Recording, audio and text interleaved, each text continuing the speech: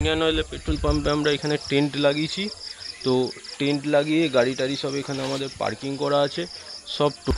তো আমরা কিট্টি লেকে ছিলাম, সেইখান থেকে বেরালাম। সেই কিট্টি লেক থেকে আস্তে আস্তে আস্তে আস্তে বৃষ্টি শুরু হয়ে গেল। অ্যান্ড সেইখান থেকে বেরিয়ে যে কোথাও থাকবো, কোথাও আসবো, কোথাও একটা কোনো জায়গা খুঁজে পাচ্ছি না। জায়গা আছে কিন্তু থাকতে গেলে তোরে ভাই একটা দুটো লোকের জনসংখ্যা অথবা জনবসতি দেখতে পেতে হয়।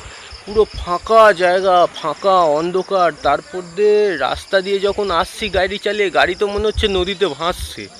রাস্তার ওপর পাহাড় থেকে পুরো রাস্তা দিয়ে নদীর মতন জল বয়ে যাচ্ছে। মঙ্গনদা, কালকে রাতের থ্রিলটা কেমনি হয়েছিল? ভাই সত্যি অস্বাভাবিক একটা দারুণ এক্সপিরিয়েন্স, মিথ্যে কথা বলার এখানে কোনো জায়গা নেই। ওর ভিডিওটা তোমরা দেখতে পাবে ভাই। সেই লেভেলের একটা অ্যাডভেঞ্চার করে আমরা কিন্তু ঘাটশিলায় এসছি, প্রায় 130 কিলোমিটার রাইড করে। রাত্রের প্রায় 110 কিলোমিটারের কাছাকাছি পাহাড়ি রাস্তায় পুরো বনের মধ্যে থেকে আমরা এসছি ভাই। পুরো ঝর্ণার মতো জল নামছে। রাস্তা আমাদের পুরো নদী, রাস্তা পুরো নদী, মানে প্রায় ধরুন হাফ ইঞ্জিন জল উঠে গেছে মাঝে মাঝে। আবার কখনো কখনো এই যে ঢালান আছে আবার উঠছে না, পুরো এটা পুরো নদী। ওখানে তো পুরো গাড়ির পা সব পুরো ভিজে গেছে। আর বৃষ্টি মানে বিশাল লেভেলের কালকে, মানে ফুল দমে বৃষ্টি হয়েছে। মানে আমরা কিট্টি লেক থেকে বেরালাম আর সেই জায়গা থেকে বৃষ্টি শুরু হলো। এখন আপ টু ঘাটশিলা এইখান থেকে অবধি মুসুলধারে বৃষ্টি, কিলোমিটার টোটাল বৃষ্টি পেয়েছি আমরা। তার সাথে সব থেকে বড় বিষয় হচ্ছে পেট্রোল পাম্পে যিনি মালিক ছিলেন খুব হেল্প করেছেন আমাদেরকে। হেল্প করে আমরা শেষে এখানে টেন্ট খাটিয়েছি। ইভেন আমাদের শেডটাও দেখিয়ে দিই, আমাদের শেডের নিজেও আছে। পুরো শেডের তলায় আমাদের জায়গা দিয়েছে, বলেছে এখানে তোমরা যেখানে জায়গা পাবে এখানে গেঁথে নিতে টেন্ট। তো আমরা এই শেডের তলায় টেন্ট গেঁথেছি। এবার সকালের ব্যাপারটা হচ্ছে আমরা এখান থেকে পুরো টোটাল গাড়িটা প্যাক করব। সব তো ভিজে রয়েছে, কিছু জিনিস ব্যাগে নিয়ে নেবো। দেন আমরা টেন্টটা তুলে সোজা এখান থেকে 170 কিলোমিটার রয়েছে রাঁচি। তো আর আধ ঘন্টার মধ্যে 151 দেখলাম, 150 160 এরকম রয়েছে রাঁচি। তো এখান থেকে আমরা টোটাল রাঁচি ট্রিপ করব। 3.5-4 ঘন্টার মধ্যে আমরা রাঁচি পৌঁছে যাবো, যা রাস্তার কন্ডিশন আছে। তো চলো ভিডিওতে সঙ্গে থাকো, আশা করি ভালো লাগবে।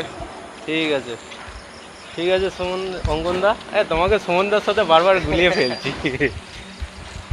ওকে, বাই দ্য ওয়ে চলো এবার ব্যাগের লোডিং ফোডিং সব করবো, গাড়িটা পরিষ্কার করব। তার আগে আমার কাজ হচ্ছে একটু গিয়ে চান টান করে আসি। তো চলো ভিডিওতে রেডি থাকো, আমি আসছি তোমাদের সঙ্গে।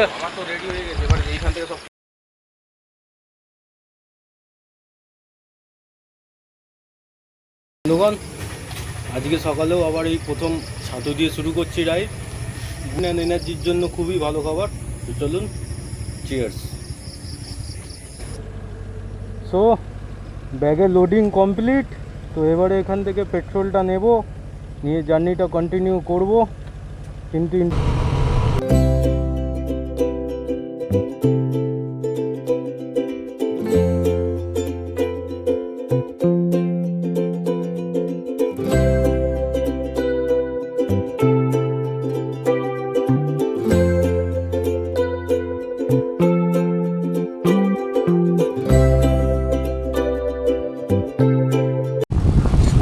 তো ভিডিওটা শুরু করবার আগে ভাই সবাইকেই বলি, ভাই মোবাইল ফোনটা ফুল স্ক্রিন করে নাও। যদি একটা হেডফোন থাকে তো হেডফোন লাগিয়ে নাও। অ্যান্ড তার সঙ্গে অলসো আমি এটা পুরো ফুল এইচডিটা আপলোড করছি। তো যদি তোমাদের কাছে টিভি থাকে তো অ্যাজ ইউর উইশ তোমরা টিভিতেও দেখতে পারো। তো আজকে আমরা যাচ্ছি হচ্ছে ঘাটশিলা থেকে রাঁচির উদ্দেশ্যে। তো আমাদের এই কলকাতা থেকে রাঁচি নেতারা ট্রিপে আজকে প্রায় মোটামুটি আমরা মানে অল টোটাল 350 থেকে 400 কিলোমিটার কভার করব। অ্যান্ড আজকে আমাদের ঘাটশিলা থেকে যে রাঁচির ডিস্টেন্সটা সেটা মোটামুটি ধরে নাও 150 কিলোমিটার মতন রাস্তা। অ্যান্ড তো আজকের দিনের ফার্স্ট টোল প্লাজা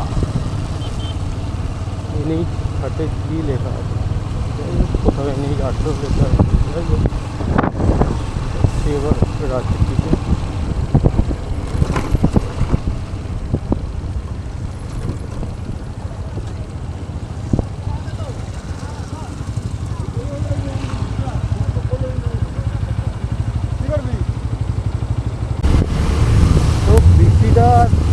থেকে হচ্ছে, থেকে হচ্ছে না, থেকে হচ্ছে না। তো সেই জন্য আমরা একটা ডিসিশন নিলাম যে সবাই রেনকোটটা পরেই থাকবো। যদি বৃষ্টি হলো না হলে না হবে, কোনো সমস্যা নেই। তো এখান থেকে আমরা ফার্স্টে যাচ্ছি জোনা ফলসে। তো জোনা ফলসে গিয়ে আরও কিছু সাইট সিন আছে, দশম ফল, তারপর আরও অন্যান্য সাইট সিন আছে, সেগুলো দেখে। ভাই দেখো এই ন্যাশনাল হাইওয়ে, তার মধ্যে এরকম কত গরু ছেড়ে রেখে দিয়েছে, বলা যায় না। খুব হাই স্পিডে গাড়ি চলে এই সব রাস্তায়, তবুও রাখা এরকম হাইওয়ের মধ্যে গরু টরু ছাগল টাগল ছাড়া উচিত না। অ্যাক্সিডেন্ট হয়ে গেলে তখন আমাদেরকেই দোষ দেবে যে তোমরা গাড়ি জোরে চালাচ্ছিলে, অ্যাক্সিডেন্ট হয়ে গেছে। আরে স্বাভাবিক ব্যাপার ভাই, ন্যাশনাল হাইওয়ে, অবভিয়াসলি গাড়ি সবাই একটা নর্মাল স্পিড মেনটেন করে চালাবে। যাই হোক, অল্প অল্প বৃষ্টি শুরু হয়েছে। তো বৃষ্টির সঙ্গে সঙ্গে দেখো বাঁদিকে আমার যে ছোট্ট পাহাড় দেখা যাচ্ছে, সেই পাহাড়টা কুয়াশায় ঢাকা, পুরো কী সুন্দর লাগছে দেখতে, হেভি সুন্দর লাগছে। তো এখন আমরা একটা শহরে আসলাম, শহরটার নামটা ঠিক আমার জানা নেই। যাই হোক, আমরা এখন এই রাস্তা ধরেই সোজা যাব, সোজা গেলে আমরা রাঁচি পৌঁছাবো। তো রাঁচি এখান থেকে এখনও প্রায় ধরে নাও রাঁচি এখান থেকে এখনও প্রায় ধরে নাও তোমার 90 কিলোমিটার মতন ডিস্টেন্স। তো চলো আস্তে আস্তে বাকি রাস্তাটা কভার করি।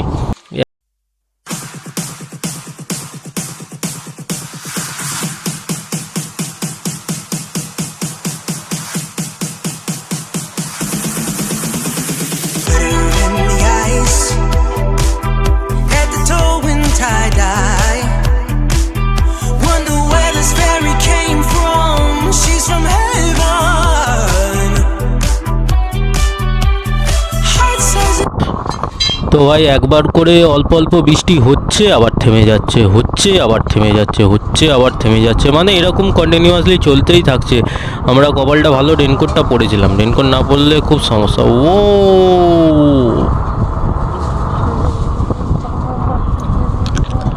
তো NH-43 রাস্তাটা বলবো না যে খুব ভালো খুব খারাপ, তো কারণ গর্ত প্রচুর আছে।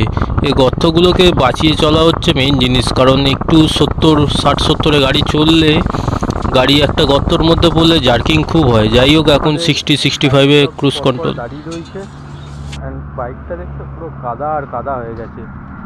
3-4 দিন ধরে, 2 দিন ধরে যে আসলাম, টোটালি বৃষ্টি আর বৃষ্টি, বৃষ্টির কোনো কমি নেই।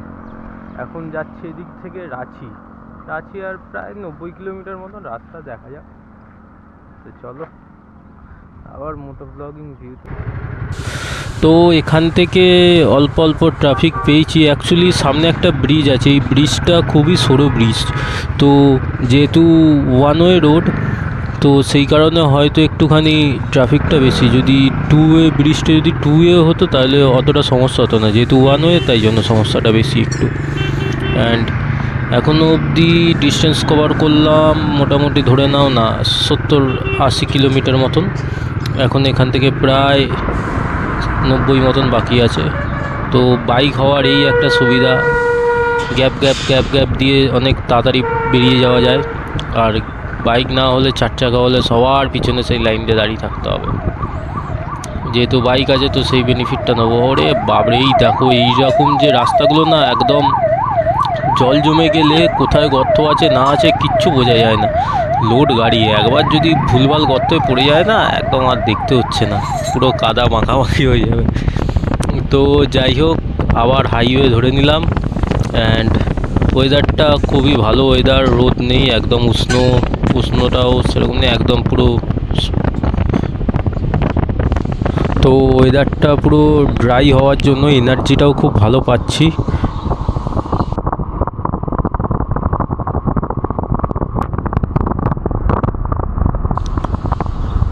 তো ভাই হালকা হালকা গুড়ি পড়ছে, এবার আস্তে আস্তে আরও বাড়ছে।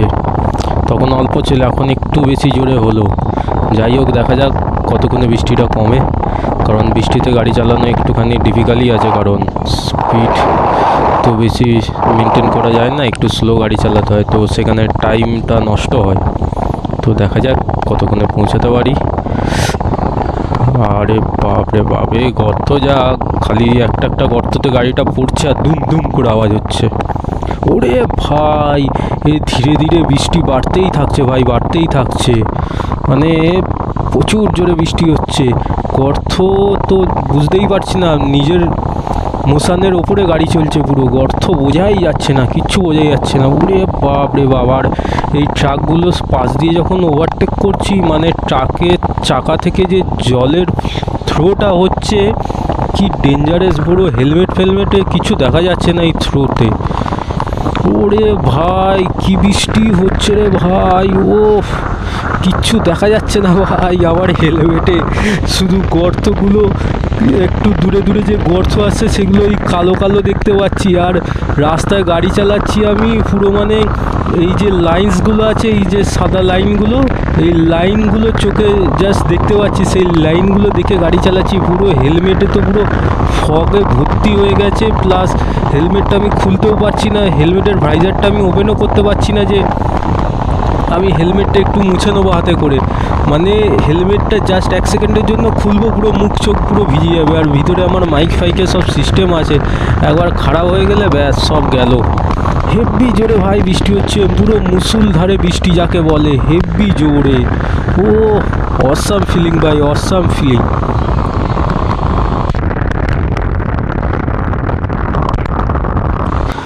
ভাই আমার ডান দিকটা একবার দেখো, এটা ন্যাশনাল হাইওয়ে না ওয়াটারফল আমি বুঝতে পারছি না। ওকে যাই হোক, চলো এগোই। অ্যাকচুয়ালি পুরো রাস্তাটা পুরো নদী হয়ে গেছে। অ্যান্ড মেন সমস্যাটা কী হয়ে গেছে জানো, বাপিদা একটু আমাদের থেকে পিছিয়ে পড়েছে, প্রায় 10-15 কিলোমিটার পিছিয়ে পড়েছে। তো আগে আমরা একটা জায়গায় গিয়ে একটু হল্ট করব, দেন বাপিদা আসবে, বাপিদা আসলে আবার একসাথে যেমনি রাইড কন্টিনিউ করছি সেরকম করতে থাকবো।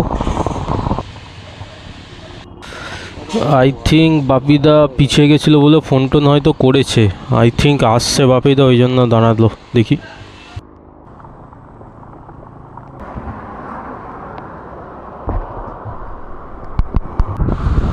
তো ভাই বাপিদা আমাদের থেকে অনেকটাই পিছনে আছে, তো সেই জন্য আমরা ডিসাইড করলাম যে আমরা একটুখানি এগিয়ে যাব, পুরো রাঁচি সিটির মধ্যে ঢুকবো, ঢুকে একটা কোনো জায়গা দেখে সেখানে আমরা লাঞ্চটা এবারে সারবো। দেন লাঞ্চটা আমরা যতক্ষণে সারবো ততক্ষণে আশা করছি বাপিদা চলে আসবে। তো হাইওয়ে দেখো ভাই, এতক্ষণে বৃষ্টিটা কমলো, অ্যান্ড গাড়িটা চালিয়ে এবার মজা আসছে। এবারে এইখানে যতটা আমাদের আসতে দেরি হয়েছে চেষ্টা করব ততটা সময় মেকআপ করবার, কারণ আমরা অলরেডি অনেক লেট হয়ে গেছি। বৃষ্টি পড়ছিল আর ওয়েদারটাও, রাস্তাটাও খুব একটা কন্ডিশন ভালো ছিল না, সেই জন্য খুব একটা স্পিড মেনটেন করতে পারিনি। কিন্তু এইখানে আমরা স্পিডটা মেনটেন করবো, এবার মেনটেন করে তাড়াতাড়ি রাঁচি পৌঁছাবো। রাঁচি এখনও ধরে নাও প্রায় 30 কিলোমিটার মতন রাস্তা। You say slow down. I don't like to move too fast. It drowns the truth with things that are not real, and I really want us to be real with love, love that lasts. In the past I messed up, gave too much. So everyone, finally Ranchi enter করে আমরা একটা local road নিলাম। এবার এইখান থেকে আমরা যাচ্ছি হচ্ছে সাইট সিন দেখতে। অ্যান্ড এইখানে মেন জিনিস হচ্ছে সাইট সিনটা যাওয়ার আগে আমরা একটা রেস্টুরেন্টে দাঁড়াবো, দাঁড়িয়ে লাঞ্চটা আমাদের কমপ্লিট করব। দেন লাঞ্চটা কমপ্লিট হয়ে গেলে তারপরে বাপিদা আসবে, একসাথে সাইট সিনের জন্য যাব। কিন্তু এতক্ষণ গাড়ি চালাবার পরে এই যে রাস্তায় গাড়িটা চালাচ্ছি, এই রাস্তায় স্পিড তো সেমনি একটা আর বেশি ওভার স্পিডিং করতে পারবো না, কারণ 70-80-তে গাড়ি চালালে ভাই আমার গাড়ি এই রাস্তায় দাঁড়াবে না, এটা আমি একদম কনফার্ম। কারণ গাড়ির ব্রেকেরও তো একটা, কারণটা ভাই গাড়ির ব্রেকেরও তো একটা ক্যাপাসিটি আছে না, যে আমার যদিও বা আমার ডিস্ক ব্রেক নয়, আমারটা ড্রাম ব্রেক আছে। তো ড্রাম ব্রেক তো 70-এ ধরতে অনেকটাই সময় লাগে। তো যাই হোক, দেখা যাক। তো চলো, আপাতত এখন বৃষ্টি হচ্ছে না। হ্যাঁ, বৃষ্টি আবার অল্প অল্প বৃষ্টি শুরু হলো গাইস। ওফ, মানে বৃষ্টিতে আজকে একদম পুরো অবস্থা খারাপ হয়ে যাচ্ছে, ঠান্ডা লেগে যায়। আমার হেলমেট পুরো ভিতরে ভিজে ভাই, আমার হেলমেট পুরো ভিজেতে চপচপ চপচপ করছে। অ্যান্ড ব্যাগ ভিজে, জামা যেহেতু রেনকোটটা আছে সেই জন্য রাইডিং জ্যাকেটটা অতটা ভিজছে না, কিন্তু এমনিও না যে ভিজছে না, ভিজছে অল্প অল্প ভিজছে। যাই হোক, ওরে বাপ রে বাপ ভাই, মুষলধারে আবার বৃষ্টি আসছে। কিন্তু ভাই চারিদিকে যে বৃষ্টি হচ্ছে ঠিক কথা, কিন্তু এই বৃষ্টি হওয়ার জন্য গ্রিনটা পুরো চারিদিকে ফুটে উঠেছে, হেভি লাগছে হেভি লাগছে। অ্যান্ড আমি এইটাও মানছি যে রাঁচি এরিয়াতে লোকাল রোডগুলো যা সুন্দরভাবে মেনটেন করে না, একদম পুরো পারফেক্ট রোড। মানে এইরকম হওয়া চাই ভাই। আমাদের কলকাতায় মানে কি বলবো, ভাঙা চোরা, মানে যা ইচ্ছা যায় তাই করে ভাই। ও ভাই দেখো বৃষ্টি পড়ছে, আরও বৃষ্টি, কিন্তু বৃষ্টি আর তার সঙ্গে চারিদিকে সিনারি ভাই। এটা একটা জঙ্গল আছে, জঙ্গলটার কি নাম আই থিঙ্ক জানি না। অ্যাকচুয়ালি রাঁচি এরিয়াতে ম্যাক্সিমামই প্রায় জঙ্গল। তো যাই হোক, জঙ্গল হলেও কিন্তু রাস্তার কন্ডিশন খুবই ভালো ভাই, খুবই ভালো, একদম মাস্ট A1 রাস্তা যাকে বলে। তো আজকে আমরা সাইট সিনের মধ্যে 3-4টে ফলস দেখবো, লাইক সীতা ফলস, তারপরে আরও 3-4 রকমের হয়তো ফলস আছে, সেইগুলো ফলস টলস দেখে আজকে আমরা নাইটটা রাঁচিতেই স্টে করব। তো এবারে রাঁচিতে আমরা স্টে করব, হোটেলে করব অথবা কোথাও ক্যাম্প লাগাবো, সেটা এখনও ডিসাইড হয়নি। সেটা সবার সঙ্গে কথাবার্তা বলবো আমরা, লাস্ট সাইট সিন দেখে সেখানে কথাবার্তা বলে দেন আমরা ডিসাইড করব। তো চলো এবার একটা রেস্টুরেন্টে যাই, গিয়ে খাওয়া দাওয়াটা করি, কারণ খিদে ভাই বহুত খিদে লেগেছে। প্রায় এখন 2:30-3টে বাজে। সেই সকালবেলা ছাতু খেয়ে বেরিয়েছিলাম, দিয়ে রাস্তায় আর দাঁড়ানোর সময়ই পাইনি, আর দাঁড়ালেও মানে বৃষ্টি এত হচ্ছে, সে রেনকোট ফেনকোট খোলা মানে বহুত ঝামেলার বিষয়। সেই জন্য খাওয়া দাওয়া কিচ্ছু করিনি। চলো আগে খাওয়া দাওয়াটা করি, তারপরে অন্য কথা। এই তো সামনে আই থিঙ্ক একটা রেস্টুরেন্ট ছিল। Welcome back from Ranchi. তো এই সবে জাস্ট রাঁচিতে ঢুকলাম। তো এবার এখান থেকে একটু 10-15 মিনিটের জন্য দাঁড়িয়েছি, জাস্ট লাঞ্চটা করব। লাঞ্চ করে আবার এখান থেকে বেরাবো। এখান থেকে যোগিনী ফলস দেখতে যাচ্ছি। তো আমাদের অ্যাকচুয়ালি একটা রাইডার পিছনে চলে গেছে, তো রাইডার আসবে, যতক্ষণ আসছে ততক্ষণ আমরা এখানে একটু লাঞ্চ করে নেবো। দিয়ে ওই দাদা আসলে লাঞ্চ করে আবার এখান থেকে যোগিনী ফলস দেখতে যাব। তো এখন আমরা এই রেস্টুরেন্টে দাঁড়িয়ে খেয়েছি। তো এই রেস্টুরেন্ট, এখানে খাওয়া দাওয়া করবো। খাওয়াতে ভেজ থালি অর্ডার করেছি, আর দেখি সাইড ডিশে ভাবছি একটা পনির বাটার মশলা নিয়ে নেবো। চলো দেখা যাক কী নিই। So everyone, this is our today's food, veg thali. And আমি এক্সট্রা পনির বাটার মশলা অর্ডার দিয়েছি, ওটা আসলে সেটাও দেখাবো তোমাদের। তো চলো, খুব খিদে পেয়েছি, আগে লাঞ্চটা কমপ্লিট করবো। তো চলো, আমাদের খাবার চলে এসেছে। এই হচ্ছে পনির বাটার মশলা। বাটার তো কমই দেখা যায়, টেস্ট করে দিই।